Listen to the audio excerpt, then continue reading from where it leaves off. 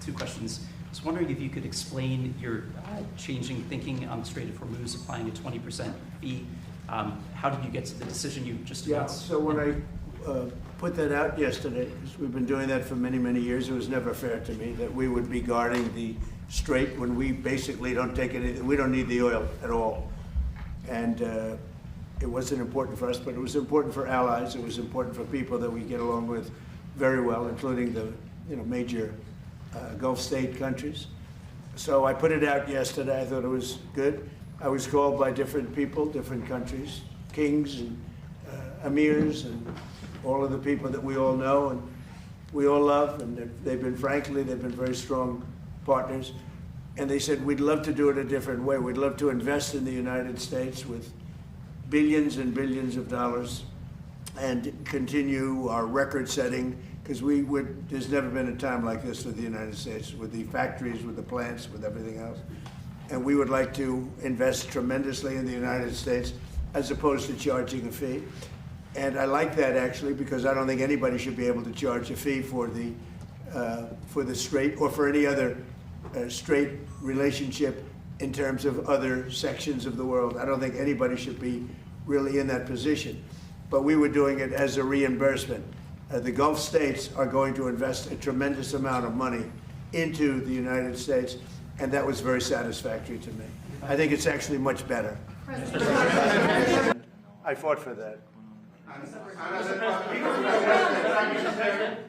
مجال النفط سوف يتم الإعلان عنها هذا الأسبوع. أنتم تقومون بعمل رائع. On the prior question, the Hormuz Strait toll idea for you, that's dead now. That's completely gone. No, I just told you. You have Saudi Arabia, UAE, Qatar, Bahrain, and Kuwait, primarily, and then others.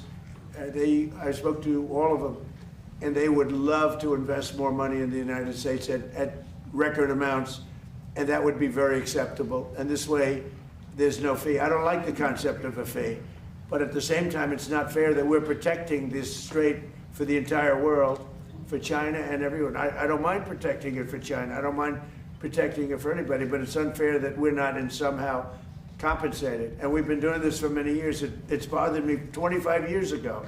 It bothered me. During my first term, I was doing things like you have to invest in the United States.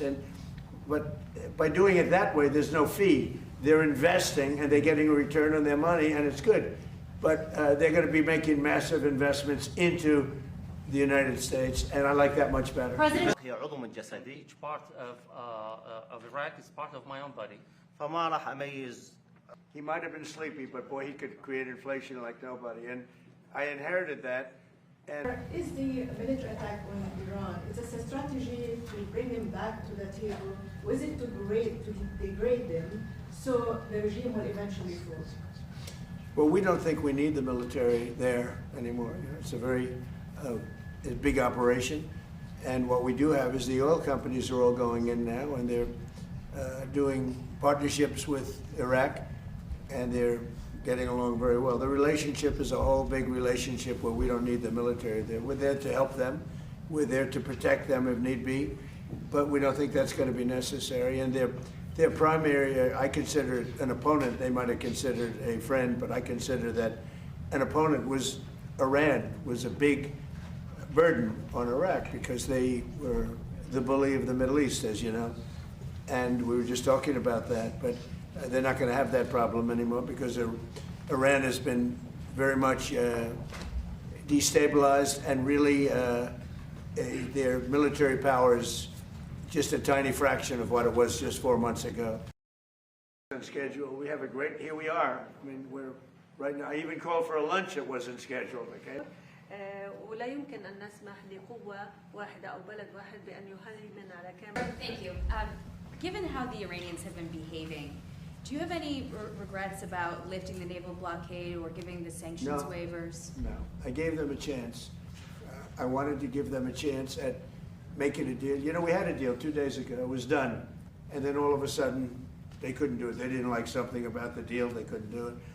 And they shot first, and that was a big mistake that they shot first because we have been knocking the hell out of them. They're very difficult people. 47 years we put up with it. The SS Cole, you go back all the way, thousands of people, thousands of Americans were killed, a lot of soldiers were killed. A lot of soldiers are walking around or not walking around. I mean, they've been so badly injured. The arms, the legs, the face, with the Soleimani, with the bomb. They call it the roadside bomb. Most people call it the roadside bomb. It's a disaster. And I killed him in my first administration.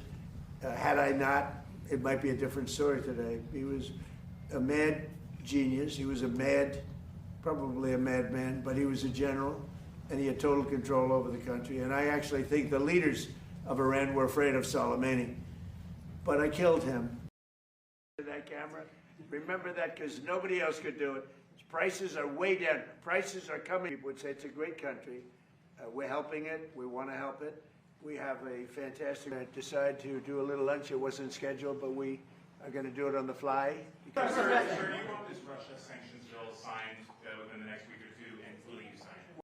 Well, I know that Lindsay wanted it very badly. I think they may be adding Iran to it. They're going to add Iran, which is a very big thing. If they did that, they may add Hezbollah too. Just put them if you do business with Hezbollah. So we're looking at that, but they're seriously thinking, and this is in honor of Lindsay. This was his thing. He wanted this more than any other thing. You know how he felt. And there's a good chance that it gets done, but they'd like to add Iran, and they'd like to add Hezbollah to it. That's what I'm hearing. So we're very happy to have you with us. Thank you very much. Are you aware of why the FBI is looking into Senator Graham's death? Have you gotten any updates on why they were at his home? Well, I don't know why, because I think, he had a problem. His father had a very similar problem, as you know. It's very unique.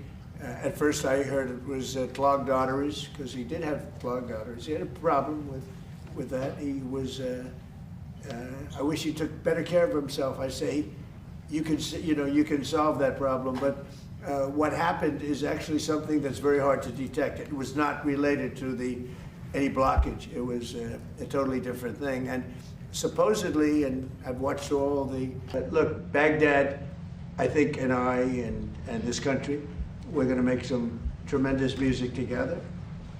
We haven't been dealing very much over the last 4 or 5 years with the previous administration. Iraq has tremendous potential because of their oil and because of other things, but because of their oil. And we're going to be doing a lot of deals. We're going to create a lot of jobs for both countries, and we're going to be taking out a lot of oil. A lot of oil is coming out, and the American companies are doing it. Mostly American companies now. They don't want to do business with others. They want to do business with America, and that's good. And that's one of the reasons that I felt so strongly that this was going to be a great prime minister, and I fought for that. وهو أيضا من المعجبين بأمريكا والولايات المتحدة. العراق طبعا دولة غنية لديها كثير من الاحتياطات النفطية وهي لا أوبك احنا أحد البلدان المؤسسة لها. We are one of the countries that established OPEC. لكن نريد حقنا وحصة منصفة للعراق. We need like a fair share for Iraq. العراق حارب داعش. Iraq fought ISIS. والإرهاب بأجمعه. And terrorism at all. وبدعم الولايات المتحدة الأمريكية. Support of the United States of America. وهذه الحرب مع داعش. This fight with ISIS. كلفتنا نفقات كبيرة. It cost us like huge amounts of money. ودمرت البنى التحتية العراقية. Destroyed the Iraqi infrastructure. مقدار الضرر اللي أصاب العراق. The damage that really was against Iraq. أكثر من 400 مليار دولار. Is more than $400 billion. لليوم بعض العراقيين مدن مدمرة. Until today, like some Iraqi cities are totally destroyed. ويسكنون في مخيمات. They like live in camps. Thank you very much. Mr. President, now that you're